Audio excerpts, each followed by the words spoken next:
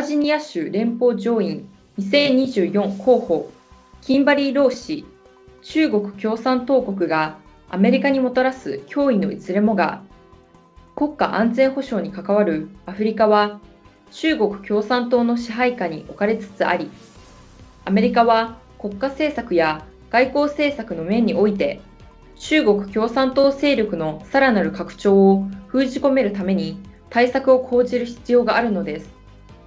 私は新中国連邦を応援します。詳しくは VTR をご覧ください。Several decades ago, the U.S. government says, if we work with the CCP, we can change the CCP into a democracy. It didn't happen. America did not change the CCP. The CCP changed America. There are several issues here. One, there's obviously the huge national security issue.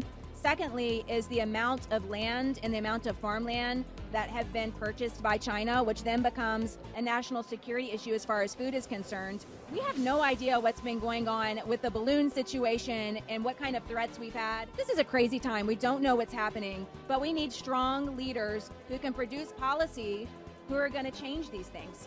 If you became successful in your bid for the U.S. Senate, what would you do to stop the CCP? So there's several issues. One is the opioid epidemic. We have so much fentanyl that's originating out of China that's killing so many people across this nation. So just by closing off the border to stop the movement of those drugs would stop the destruction of the families here. That's a big issue as far as China is concerned. And no one ever seems to address the issue with land being bought by foreign outside influences. And that really needs to be addressed.